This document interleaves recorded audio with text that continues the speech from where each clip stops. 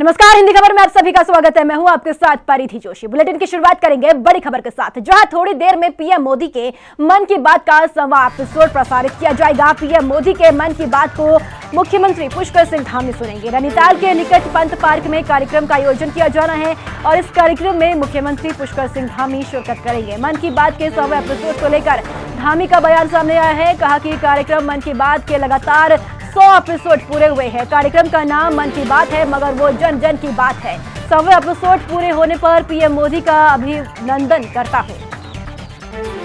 बड़ी जानकारी आपको बता दें कि आज मन की बात कार्यक्रम का 100वां एपिसोड प्रसारित होगा।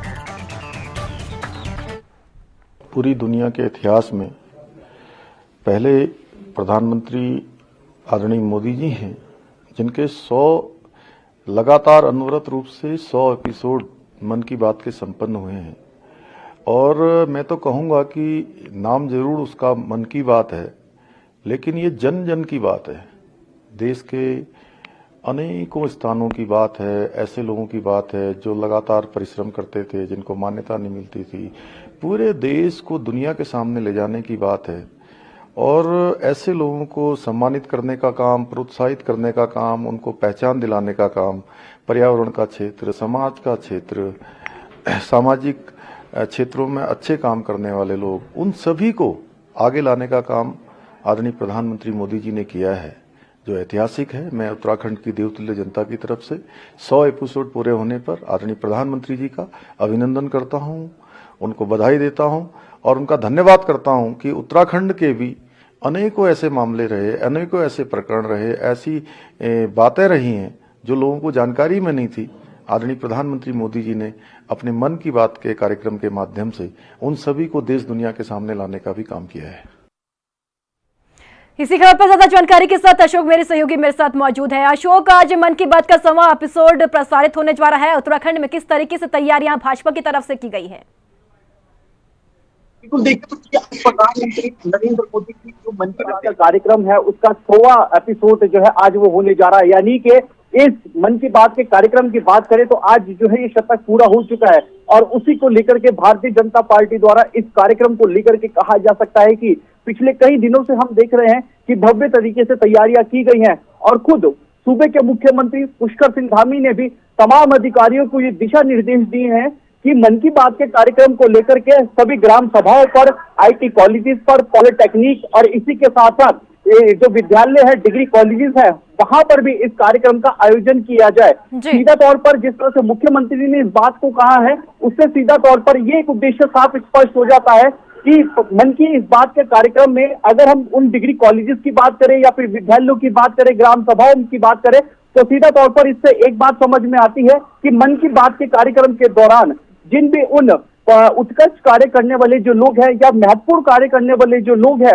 उनसे आने वाली जो युवा पीढ़ी है उसको प्रेरणा मिल सके, जो जनता है उनको प्रेरणा मिल सके विशेष तौर पर। क्योंकि देखिए, प्रधानमंत्री नरेंद्र मोदी की मन की बात की अगर इसकी बात करें तो जब नरेंद्र मोदी देश के प्रधानमंत्री 2014 में जब बने थे, तब से लेकर अभी तक हर महीने के आखिरी रविवार को प्रधानमंत्री के मन की बात का कार्यक्रम जो है वो किया जाता है और इसी के चलते आज इसका 100वां जो एपिसोड है वो पूरा होने जा रहा है। और इस मन की बात के कार्यक्रम के दौरान प्रधानमंत्री उन विशेष लोगों का, उन महत्वपूर्ण लोगों का उल्लेख करते हैं जो कि बात करें सीधा सीधा उत्कृष्ट कार्य जिनके द्वारा किया जाता है, समाज को आगे ले जाने का काम किया जाता है और इसी के साथ साथ महत्वपूर्ण कार्य करते हुए एक भारत की जो पहचान है, देश की जो पहचान है, उसको विश्व स्तर तक ले जाने का काम किया जाता है। इतना ही नहीं, आपको बता दूं, न सिर्फ उत्तराखंड में बल्कि पूरे आज भारत में 4000 सेंटर्स बनाए गए हैं। इसके अलावा विश्व में भी अगर बात करें तो विश्व में भी जो प्रवासी भारत है उनके वो भी इस कार्यक्रम को सुन सके, इसके लिए भी एक व्यवस्था की गई है। आपको यहाँ पर बता दूं कि इस समय मैं राजभवन के बाहर मौजूद हूँ। अब से थोड़ी ही देर में 10:30 बज चुके हैं। 11 बजे राजभवन में भी आज ये कार्यक्रम का जो है आयोजन किया जाना है। आप अगर मेरे पीछे इन तस्वीरों को देखेंगे तो राजभवन है सामने, राजभवन के बाहर इस समय मैं मौजूद हूँ, यहाँ पर खड़ा हूँ। और आप इस बैनर को भी अगर देखें तो ये बैनर में देखिए साफ साफ लिखा हुआ है मन की बात 100वां संस्करण माननीय प्रधानमंत्री श्री नरेंद्र मोदी की मन की बात कार्यक्रम में आपका सादर आमंत्रित है। और ये सामने राजभवन की तस्वीरें आप देख रहे होंगे। अब से ठीक थोड़ी ही देर बाद हमारी एंट्री हो चुकी है। अब से थोड़ी ही देर बाद हम भी अंदर जाएंगे और 11 बजे जो मन की बात का कार्यक्रम है जो सुनिश्चित किया गया है उसको हम भी सुनेंगे। और खुद बीजेपी के प्रदेश अध्यक्ष महेंद्र भट्ट ने भी राज्यपाल का आभार जताते हुए कहा है कि मन की बात का कार्यक्रम राजभवन में भी जो है वो सुनिश्चित किया गया है। निश्चित तौर पर आने वाली जो युवा पीढ़ी है उसको भी एक प्रेरणा मिलेगी और जिस तरह से मन की बात का कार्यक्रम आज इसका 100वां संस्करण होने जा रहा है उससे एक देश में नहीं बल्कि जो समाज में जो महत्वपूर्ण कार्य जो लोग कर रहे हैं उनका भी एक मनोबल जरूर ऐसे में बढ़ेगा। जी बिल्कुल अशोक, माना जाए कि उत्तराखंड में भव्य तरीके से तैयारी की गई है मन की बात कार्यक्रम के सुनने के लिए और जगह जगह प्रसारित किया जाएगा कार्यक्रम मन की बात और राजभवन में भी प्रसारित होगा। निश्चित तौर पर विधि देखिए, जैसे मैंने पहले भी बताया मन की बात के कार्यक्रम को लेकर के अगर हम बात करें तमाम जो कैबिनेट मिनिस्टर्स हैं, विधायक है, सांसद है, काफी लंबे समय से जो अपने अपने प्रभारी मंत्री हैं वो वहां पर तैयारियों में जुटे हुए थे और आज सभी सांसदों को, विधायकों को और कैबिनेट मिनिस्टर्स को ये जिम्मेदारी भी सौंपी गई है। आज वह सभी अपने अपने जो प्रभारी जनपद है वहां पर जाकर के उस कार्यक्रम को लेकर वहां पर आज सुनेंगे भी और जो स्थानीय जनता होगी वो भी इस बात को सुनेगी। सीधा देखिए, सबसे महत्वपूर्ण बात यही है इस मन की बात के कार्यक्रम के दौरान, जैसे कि मैंने भी बताया, उन लोगों का उल्लेख किया जाता है जो कि समाज को आगे ले जाने का काम करते हैं। और इसमें देखिए सबसे महत्वपूर्ण बात प्रीति क्या है कि डिग्री कॉलेजेस में, विद्यालयों में भी इस कार्यक्रम को जो है रखा गया है, यानी कि ताकि जो आने वाली जो पीढ़ी है और जो मतलब स्टूडेंट्स है वो भी इसको सुने कि आज हमारे देश में ऐसे कितने महत्वपूर्ण लोग हैं, कौन कौन से ऐसे जो लोग हैं अपने समाज को आगे ले जाने का काम कर रहे हैं, अपनी एक अलग पहचान बना रहे हैं। तो इसका मतलब आज के जो स्टूडेंट्स है, जो युवा पीढ़ी है वो भी इस तरीके का काम कर सकती है, अपने समाज को आगे ले जाने का काम कर सकती है और भारत देश की जो पहचान है पूरे विश्व में एक अलग पहचान जो है उसको दिखा सकती है। जी ठीक है अशोक, आप बन रही है हमारे साथ, आगे भी आपसे जानकारी लेंगे। चलिए आगे बढ़ेंगे। आज पीएम मोदी के मन की बात कार्यक्रम का 100वां एपिसोड है। समाज के हर वर्ग, प्रतिष्ठित व्यक्ति, शीर्ष धर्माचार्यों और चर्चित हस्तियों के साथ ऐतिहासिक और व्यापक बनाने जा रही है। पार्टी प्रदेश अध्यक्ष महेंद्र भट्ट ने कहा कि प्रधानमंत्री मन की बात देश दुनिया के सबसे लोकप्रिय और व्यापक स्तर पर सुने जाने वाले कार्यक्रमों में शामिल है, जो हम सबके लिए गर्व का विषय है।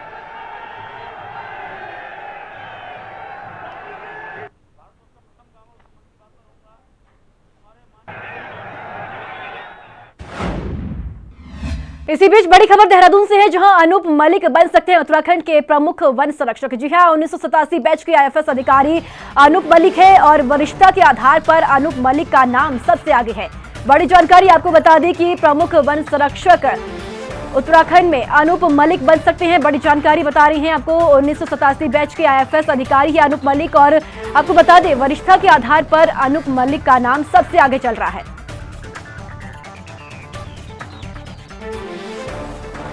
बड़ी जानकारी उत्तराखंड से, जहां पर अनूप मलिक बन सकते हैं उत्तराखंड के वन संरक्षक। जी हां, आपको बता दें 1987 बैच के आईएफएस अधिकारी अनूप मलिक उत्तराखंड के प्रमुख वन संरक्षक बन सकते हैं। इसी के साथ आपको बता दें कि वरिष्ठता के आधार पर अनूप मलिक का नाम सबसे आगे चल रहा है। इसी खबर पर ज्यादा जानकारी के साथ अशोक मेरे सहयोगी मेरे साथ बने हुए हैं। अशोक, उत्तराखंड के वन प्रमुख संरक्षक अनूप मलिक बन सकते हैं, क्या कुछ जानकारी, क्या कुछ अपडेट है आपके पास? देखिए बिल्कुल प्रीति, अगर बात करें प्रमुख वन संरक्षक की तो जो विनोद सिंघल है जिनका कार्यकाल आज समाप्त हो रहा है, उसके बाद से अगर बात की जाए तो इसके बाद कौन प्रमुख वन संरक्षक का पदभार संभालेगा, किसके कंधों पर यह महत्वपूर्ण जिम्मेदारी होगी, उसके लिहाज से अगर बात करें तो सूत्रों से लगातार यही जानकारी मिल रही है कि अनूप मलिक जो है आने वाले आगामी समय में प्रमुख वन संरक्षक का जो पदभार है वो संभाल सकते हैं।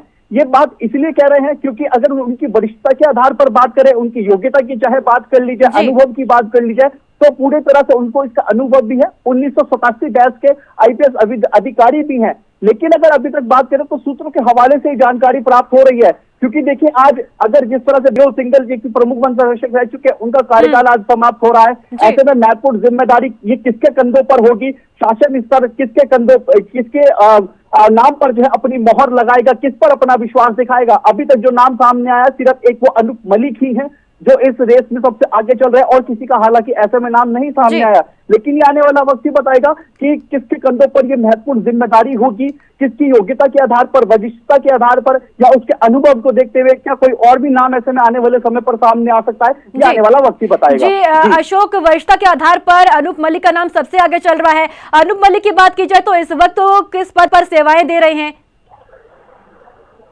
देखिए, अभी तक की बात करें जिस तरह से, अगर हम अनूप मलिक की यहाँ पर बात करें तो 1900 बैच के IAS अधिकारी हैं, और उसमें सबसे महत्वपूर्ण बात है जिस तरह से उनकी वरिष्ठता की बात करें, उनके अनुभव की बात की जाए तो खासा अनुभव भी है उनको, और एक समन्वय जिस तरह से विभागों में कोऑर्डिनेशन बनाना, अधिकारियों के साथ कोऑर्डिनेशन बनाने को लेकर के बात की जाए तो उस बात को वो बखूबी जानते भी हैं, और इसीलिए अभी तक सिर्फ अनूप मलिक का ही नाम सबसे आगे आया है इस पद के लिए, क्योंकि एक बहुत महत्वपूर्ण जिम्मेदारी है प्रमुख वन संरक्षक की आपस में कोऑर्डिनेशन। देखिए, सबसे महत्वपूर्ण बात यही होती है कि विभागों में एक कोऑर्डिनेशन अधिकारियों के साथ एक जो हेड ऑफ द डिपार्टमेंट होता है उसका देखने को नहीं मिलता, लेकिन अगर अनूप मलिक की बात करें तो अभी तक उनके जो बैकग्राउंड की यहाँ पर बात की जाती है तो वो एक काफी अच्छा और बेहतर भी है, तो अच्छा खासा उनको अनुभव भी है, इसीलिए अभी तक यही नाम सामने आ रहा है। लेकिन ये आने वाला वक्त बताएगा, जैसे कि मैंने भी पहले कहा कि किसके कंधों पर महत्वपूर्ण जिम्मेदारी हो सकती है, शासन किसके नाम पर ये मोहर लगाएगा, ये आने वाले वक्त पर ही पता चल पाएगा। जी बिल्कुल अशोक, आप बने रहिए हमारे साथ, आगे भी आपसे जानकारी लेंगे।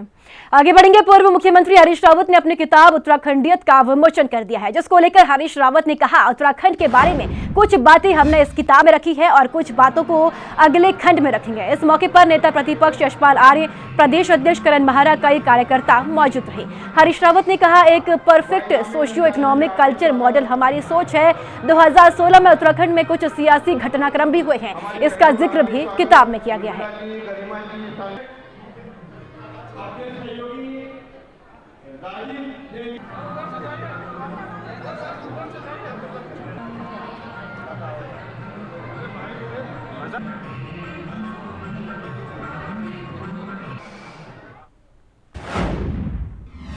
चलिए रुक करेंगे एक और बड़ी खबर का, जहां उत्तराखंड के मैदानी इलाकों में बारिश का अलर्ट जारी किया गया है। जी हां, मौसम विभाग ने ओलावृष्टि होने की भी संभावना जताई है। इसी के साथ आपको बता दें कि 30 से 40 किलोमीटर प्रति घंटे की रफ्तार से हवाएं चलने की संभावना है, और साथ ही आपको बता दें कि केदारनाथ धाम में लगातार बर्फबारी भी हो रही है। इसी बीच आपको बता दें कि उत्तराखंड में एक बार फिर से मौसम विभाग ने अलर्ट जारी किया है, मैदानी इलाकों में भारी बारिश की चेतावनी जारी की है। मौसम विभाग ने ओलावृष्टि की भी संभावना जताई है, साथ ही 30 से 40 किलोमीटर प्रति घंटे की रफ्तार से हवाएं चलने की भी संभावनाएं जताई जा रही है। इसी बीच आपको बता दें कि केदारनाथ धाम में भी लगातार बर्फबारी हो रही है, लेकिन इसी बीच बड़ी संख्या में श्रद्धालु केदारनाथ धाम के लिए रवाना हो रही है और बाबा केदार के दर्शन करने के लिए केदारनाथ धाम पहुंच रही है, और बर्फबारी भी लगातार केदारनाथ धाम में हो रही है। चुनौती भी शासन प्रशासन के सामने बढ़ती हुई दिखाई दे रही है।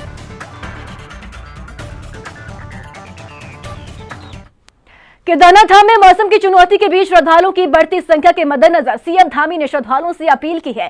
सीएम ने कहा कि असुविधा से बचने के लिए श्रद्धालु 1 मई के बाद रजिस्ट्रेशन कराएं। अभी तक 1 मई को 30,000 लोग केदारनाथ धाम की यात्रा के लिए रजिस्ट्रेशन करा चुके हैं। यह रिपोर्ट। केदारनाथ धाम के दर्शनों को उमड़े श्रद्धालु, 1 मई को 30,000 लोगों ने कराया रजिस्ट्रेशन। केदारनाथ धाम में मौसम की चुनौती बरकरार, सीएम धामी ने की श्रद्धालुओं से अपील। 1 मई के बाद कराएं केदारनाथ धाम का रजिस्ट्रेशन। 25 अप्रैल को केदारनाथ धाम के कपाट खुलने के बाद केदारनाथ धाम में श्रद्धालुओं का तांता लगा हुआ है।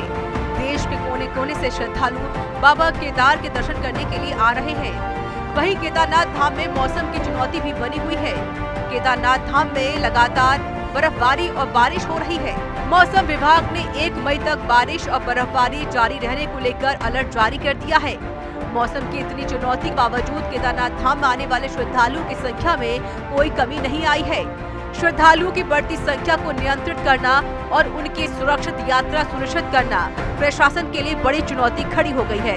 प्रशासन ने दिन में 11 बजे के बाद सोनप्रयाग से और दोपहर 1 बजे के बाद गौरीकुंड से केदारनाथ धाम यात्रा पर श्रद्धालुओं को आगे नहीं जाने की व्यवस्था लागू की है, लेकिन श्रद्धालुओं की लगातार बढ़ रही संख्या से प्रशासन को ये व्यवस्था लागू करने में दिक्कत हो रही है। ऐसे में सीएम पुष्कर सिंह धामी ने श्रद्धालुओं से यात्रा को लेकर अपील की जा रही है। मुख्यमंत्री ने कहा कि असुविधा से बचने के लिए श्रद्धालु 1 मई के बाद केदारनाथ धाम दर्शन के लिए रजिस्ट्रेशन कराएं। अभी तक 1 मई को 30,000 लोग केदारनाथ धाम की यात्रा के लिए रजिस्ट्रेशन करा चुके हैं। मौसम की चुनौती केदारनाथ धाम में बरकरार है, इसलिए यात्रा के दौरान श्रद्धालुओं को कोई परेशानी नहीं हो और उनकी यात्रा सुरक्षित रहे। इसके मद्देनजर मुख्यमंत्री ने 1 मई के बाद श्रद्धालुओं से केदारनाथ धाम का रजिस्ट्रेशन कराने की अपील की है। ब्यूरो रिपोर्ट, हिंदी खबर।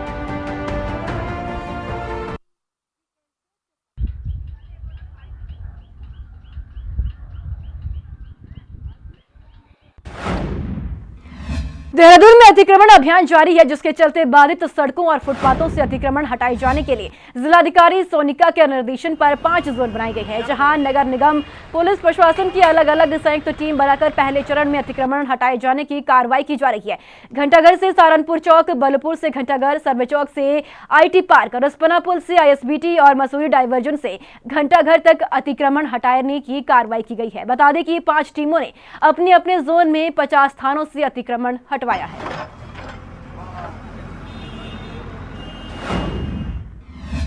उत्तराखंड में जनसंख्या संतुलन को लेकर पुलिस सत्यापन अभियान को और तेज करेगी। मुख्यमंत्री पुष्कर सिंह धामी ने आंतरिक सुरक्षा की समीक्षा बैठक में पुलिस अधिकारियों को इस बाबत निर्देश दिए हैं। मुख्यमंत्री ने सरकारी जमीन से अवैध कब्जे हटाने के अभियान में भी तेजी लाने को कहा है। वहीं विपक्षी कांग्रेस सत्यापन अभियान को लेकर सरकार पर तंज कस रही है। ये रिपोर्ट देखिए।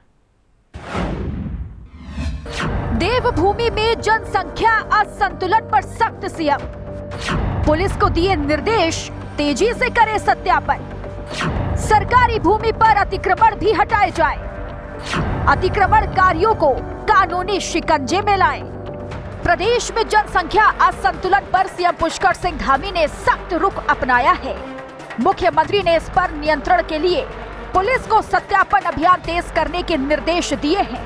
गृह विभाग की गोपनीय समीक्षा बैठक में मुख्यमंत्री ने उच्च अधिकारियों को इस संबंध में निर्देश दिए। बैठक में गृह विभाग और पुलिस के वरिष्ठ अधिकारी भी मौजूद रहे। सूत्रों के मुताबिक बैठक में मुख्यमंत्री ने राज्य में असामाजिक तत्वों की आवाजाही और अवांछनीय लोगों की गतिविधियों की पहचान के लिए चल रहे सत्यापन अभियान को तेज करने के निर्देश दिए। सीएम ने वन क्षेत्रों और सरकारी भूमि से धार्मिक स्थलों की आड़ में अतिक्रमण और अवैध कब्जे हटाने के अभियान में भी तेजी लाने के निर्देश दिए हैं। सीएम ने कहा है कि अतिक्रमण और अवैध कब्जा करने वालों पर कानूनी कार्रवाई भी की जाए। सीएम के कड़े रुख का बीजेपी ने समर्थन किया है। बीजेपी का कहना है कि सरकार प्रदेश में जनसंख्या असंतुलन और आंतरिक सुरक्षा सुनिश्चित करने के लिए कड़े कदम उठा रही है। वहीं विपक्षी कांग्रेस का कहना है कि सरकार काफी देर से जागी है, लेकिन अगर कोई कार्रवाई हो रही है तो उसे निष्पक्षता से किया जाए। जो धार्मिक स्थलों के नाम पर, अतिक्रमण मज़ारों के नाम पर, हमारी सरकारी भूमि पर, वनाधिकार वाली भूमि पर या अन्य क्षेत्रों में जिस तरह से अतिक्रमण चल रहा है, तो उन सब चीज़ों को मद्देनज़र ये समीक्षा बैठकें की जा रही हैं और आंतरिक सुरक्षा से किसी भी प्रकार का समझौता नहीं किया जाएगा। माननीय मुख्यमंत्री पुष्कर सिंह धामी जी के स्पष्ट निर्देश हैं और अधिकारियों को उसी तत्परता से कार्य करना पड़ेगा जिस तत्परता की आवश्यकता यहाँ महसूस की जाए। मंत्री के भाई के घर में डकैती पड़ रही है, एक कैबिनेट मंत्री को जान का खतरा है, एक दायित्वधारी मुख्यमंत्री को पत्र लिख रहे हैं कि उनके भी जान का खतरा है, तो राज्य में कौन सुरक्षित है? गृह विभाग तो सोया हुआ है, अगर जाग रहा है बहुत देरी से तो अच्छी बात है, लेकिन आपको निष्पक्षता से सत्यापन अभियान चलाना चाहिए और अगर गैर कानूनी गतिविधियां हो रही हैं या अवांछित तत्व राज्य में रह रहे हैं तो उनके विरुद्ध आपको कार्रवाई करनी चाहिए। कोई नहीं रोक रहा आपको। सीएम धामी लगातार राज्य में जनसंख्या के असंतुलन की बात कर रहे हैं। मुख्यमंत्री ने साफ कहा है कि उत्तराखंड की पहचान देवभूमि की है और इस पहचान को बदलने के किसी भी षड्यंत्र को सफल नहीं होने दिया जाएगा। इसी के मद्देनजर मुख्यमंत्री ने पुलिस को सत्यापन और अतिक्रमण विरोधी अभियान तेज करने के निर्देश दिए हैं।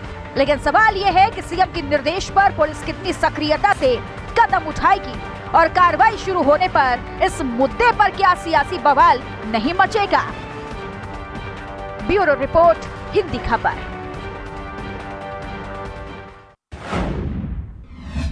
खबर देहरादून से है, जहां जाम की किल्लत को देखते हुए डीआईजी एसएसपी देहरादून की ओर से नया आदेश जारी हुआ है, जिसके तहत देहरादून की अन्य सड़कों की उपेक्षा काफी चौड़ी सड़क राजपुर रोड के दोनों ओर नो पार्किंग जोन घोषित किया गया है और इसका उल्लंघन करने पर जुर्माना लगाया जाएगा।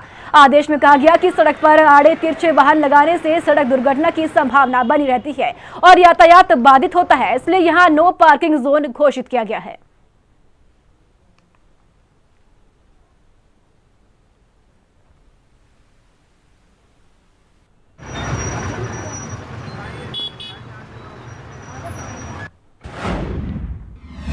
खबर कर्णप्रयाग से है, जहां जन समस्याओं का स्थानीय स्तर पर निस्तारण के लिए शिविर का आयोजन हुआ। मुख्य विकास अधिकारी चमोली डॉक्टर ललित नारायण मिश्र की अध्यक्षता में शिविर का आयोजन हुआ। शिविर में बिजली, पानी, सड़क, शिक्षा से संबंधित 64 शिकायतें दर्ज हुई है। शिविर में अधिकांश शिकायतों का मौके पर ही निस्तारण हुआ। शेष शिकायतों के निस्तारण के लिए विभागीय अधिकारियों को सीडीओ ने निर्देश दिए।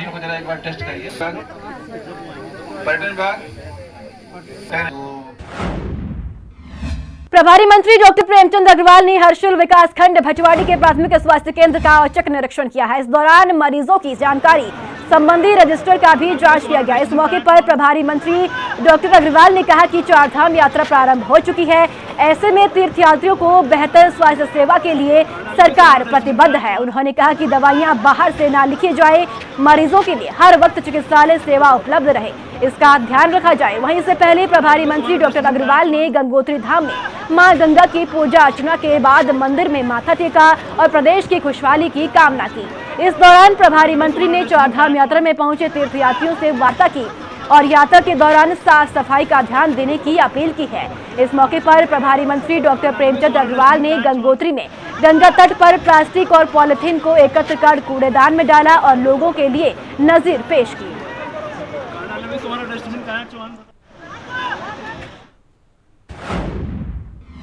समलैंगिक विवाह का मुद्दा आजकल देश भर में चर्चाओं का विषय बना हुआ है। सुप्रीम कोर्ट ने 5 जजों की बेंच समलैंगिक शादी को कानूनी मान्यता दिलाने की मांग से जुड़ी याचिकाओं की सुनवाई कर रही है, जिसमें केंद्र सरकार ने अपनी तरफ से दी गई दलील में कहा कि समलैंगिक विवाह से जुड़ी जटिलताओं और इसमें सामाजिक असर को देखते हुए इस मामले को तय करने का फैसला संसद पर छोड़ दिया जाना चाहिए। धर्मनगरी हरिद्वार से अखाड़ा परिषद अध्यक्ष श्री महंत रविंद्र पुरी और अन्य संतों ने समलैंगिक विवाह को सनातन संस्कृति के विरुद्ध बताते हुए इसका विरोध किया है। कुछ दिनों से समाज में एक चर्चा चल रही है, बहुत से लोगों ने विभिन्न न्यायालयों में कुछ याचिकाएं डाली हैं कि समलैंगिक संबंधों को भारत में मान्यता दी जाए। अखिल भारतीय अखाड़ा परिषद इसका पुरजोर विरोध करता है। ये सामाजिक विकृति को बढ़ावा देने का एक प्रयास है, क्योंकि इस प्रकार की जो व्यवस्था है समाज में कहीं भी नहीं है। और 2 पुरुष या 2 स्त्री आपस में विवाह कैसे कर सकते हैं, ये संवैधानिक रूप से भी गलत है, सामाजिक रूप से भी गलत है। इसलिए इसका विरोध किया जाना चाहिए और अखाड़ा परिषद इसका बिल्कुल विरोध करती है। और माननीय सर्वोच्च न्यायालय से भी हम लोगों की ये प्रार्थना है कि इस विषय को आप गंभीरता से मंथन करें, क्योंकि अगर न्यायालय के द्वारा अगर कोई आदेश आता है तो उसको मानना सारे नागरिकों के लिए बाध्यकारी है, लेकिन संसद में ऐसा कोई कानून नहीं है। इसलिए माननीय जो सर्वोच्च न्यायालय के हमारे धर्मराज न्यायाधीश हैं, उन लोगों से भी हमारा आग्रह है कि इस विषय पर गंभीरता से विचार करके। हमारा राष्ट्र जो है देवी देवताओं का है, ऋषि मुनियों का है। हमारी जो सनातन परंपरा है वो और देशों से भिन्न है।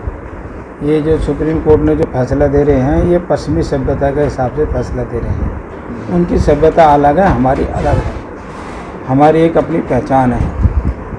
हमारा हिंदू धर्म, इसका हमारा संत समाज इसका भरपूर विरोध करता है। और हमारे महात्मा ही नहीं, इसमें जो जनता है वो भी उसका विरोध करे। क्या आपको नहीं लगता जो भी कुछ ना कुछ हो सकता है, इसमें विचार विमर्श होगा। हमारे संत महात्मा मैदान में आगे, और हमारी सरकार से भी हम प्रार्थना करते हैं इस पर विचार करें, पार्लियामेंट में इसमें डिस्कस करें। जो अपने ऋषि मुनियों की परंपरा है, संस्कृति है के अनुसार सुप्रीम कोर्ट में जिसने आदेशिका दिया है वो गलत है।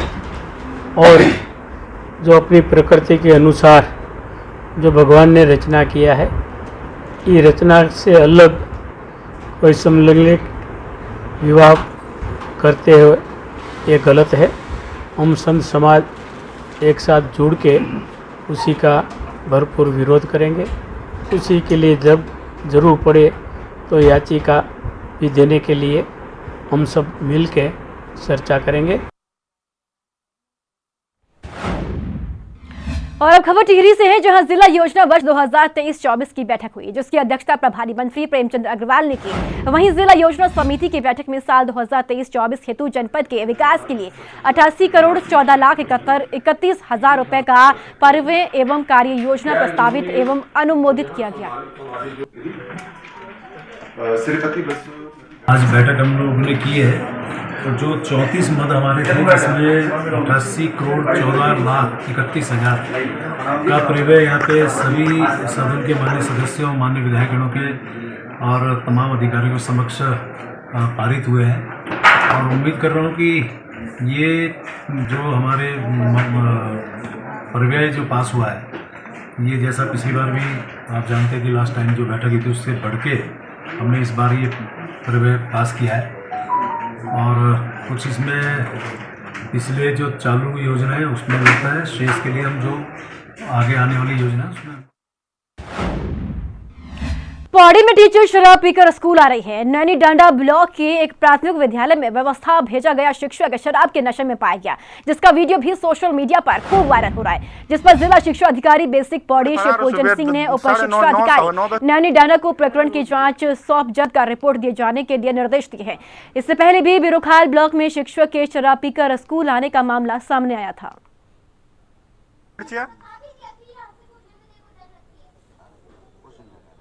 कुछ साहब गुरुजी बहुत गलत बात चाह गया, आप ढूंढ फरार सुबह 9:30। देहरादून जिलाधिकारी सोनिका मसूरी माल रोड में निर्माण कार्य का निरीक्षण करते हुए कार्य की प्रगति का जायजा लिया। इस दौरान जिलाधिकारी ने कार्यों की धीमी गति और माल रोड पर पड़े मलबे को लेकर लोक निर्माण विभाग के अधिकारियों के साथ ही संबंधित ठेकेदार को फटकार लगाई और गुणवत्ता के साथ निर्धारित समय में काम को पूरा करने के निर्देश दिए। से जो झूला घर से आगे का जो एरिया है, अपर मॉल रोड इन्होंने ब्लैक टॉप कर दी है, लोअर मॉल रोड और फिर वहाँ से जो पिक्चर पैलेस तक का रास्ता है, अभी उसमें काम चल रहा है। और हम लोग पूरी कोशिश कर रहे हैं कि हम लोग अप्रैल एंड तक ही और इसी के साथ इस बुलेटिन में इतना ही। दीजिए इजाजत, नमस्कार।